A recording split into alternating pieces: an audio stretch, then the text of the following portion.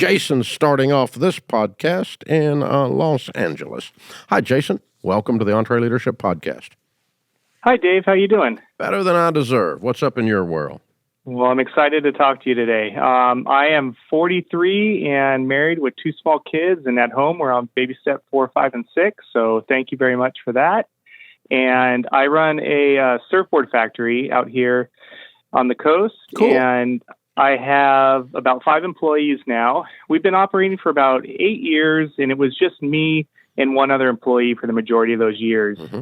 And through COVID, we just kept getting busier and busier and busier. So good problem to have. Mm-hmm. And instead of looking for employees from the small pool of surfboard builders out here, I decided to hire some friends and train them. And I found that that was a better fit, having some personalities that matched and we all get along. But now I've noticed that it's become a little more difficult for me to talk about things like money or talking about cash flow problems or making payroll, just some of the normal complaints you make as a business owner. Or on the personal side, spending money, working on our house, going on vacation. I've noticed that's kind of started to trickle into our friendships. And I just feel awkward sometimes outside of work, hanging with my friends, and even inviting them out to dinner or concerts or going on small trips, things like that. So I'm just wondering, how can I keep these relationships and friendships healthy? And do I need a new set of friends, or because that's getting harder to do as I get older? Well, I don't think you're going to be able to vent about business problems to your team. Okay. Other than you would your team otherwise. I mean, I let my team know what's going on here if I need their help with something. But if I'm fretting about cash flow, unless a team member here needs to be involved, I wouldn't bring them in to that kind of stuff. So I do think you're going to have to find a different place to let off that steam other than with team members that that also happen to be your friends. They can't. I don't think you're going to be able to make that distinction and them separate that in their emotions and not be simultaneously worried about their own skin. I mean, the boss is worried. The boss is worried. I'm not going to get my check. This is that you can't keep from doing that if you're human. So, sure. Yeah. So, but as far as trips and those other kinds of things go, I think you've just got to, let's just have an awkward conversation at the beginning and say, hey, I'm going on this trip. Y'all want to come? And this is a friend trip. It's not a business trip. And so everybody's going to pay their own way, or whatever it is. Or right. If it's a business trip, or if you're the wealthy friend in the friend group and you want to carry your friends on something, you say, this is not the CEO taking all the employees. This is me, your friend, who can afford to do it, taking my friends. And we go on this trip. Whatever it is. And so, or everybody pays their own way. Any of that's okay, but what you've got to do is just distinguish in everyone's mind what's happening here. Because where you get into struggles with a relationship is where there's confusion as to who's talking. Is this my friend talking to me or my CEO talking to me? Okay. And, with our family, for instance, internally, we switch hat. We call it switching hats. And so I'm wearing the CEO hat. Rachel Cruz is my daughter. She's a Ramsey personality. She wears a Ramsey personality hat. And so she functions the same as a Dr. John Deloney or Ken Coleman or Jade Warshaw, George Campbell, whoever. I mean, they're on the same pay scale. And she treats me in a meeting the way they would treat me in a meeting. And I treat her in a meeting, not like her father, but instead like her CEO. And like the person is trying to help her win. And, I'm trying to knock down blockers so that as a personality, she can be successful, just like I would do for John or for Ken, right?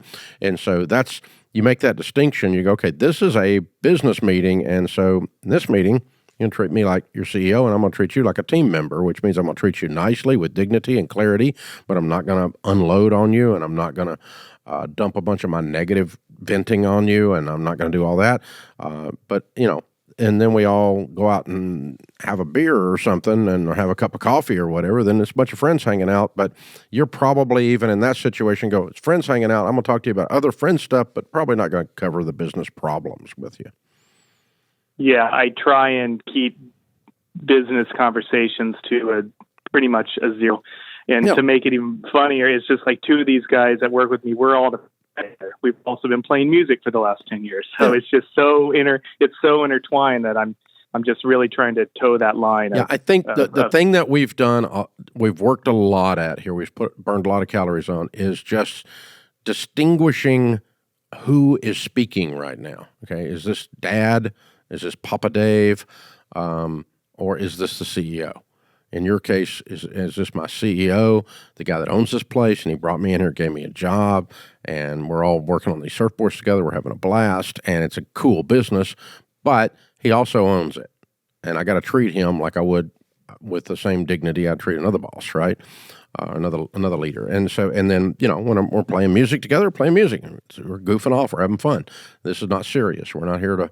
That's a hobby, that's not our revenue producer. And so, by and large, I'm sure. But so I mean, I think if you just say it out loud, it removes a lot of the awkwardness, and you're very clear about who it is, which role it is that's making this deal.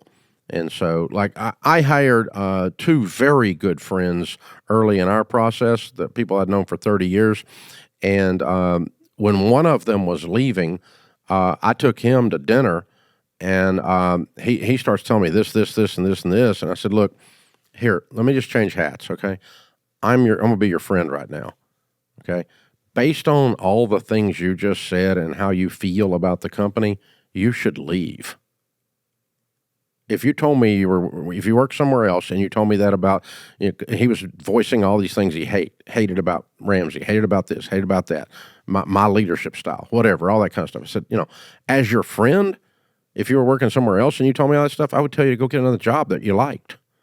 And so as your friend, I'm going to tell you to go get another job that you like, I mean, and it worked out pretty good. I mean, we're still friends. So, but he didn't stay, and he didn't need to stay. He was over it, Yeah. So that's okay. I mean, it's okay. Everything's, it's you can do whatever you want to do with all that. So, but again, extra communication, a little awkwardness on the front end of conversations, and stay in your lane. Stay clear. Be clear about who it is that's speaking. This is a company conversation, and I'm the owner of the company, and you're a team member. This is a friend conversation, and we're going on this trip, and everybody's going to pay their way because that's what friends do on these type trips, or whatever it is, okay? And regardless of the difference in your wealth or their wealth or whatever, unless you just as a friend wanted to take a bunch of your buddies and pay for it, and that's okay too, however you want to do that. So again, just lots and lots and lots of clarity like that. So yeah. Very good stuff. Very good stuff. Very well done. This is the EntreLeadership Podcast.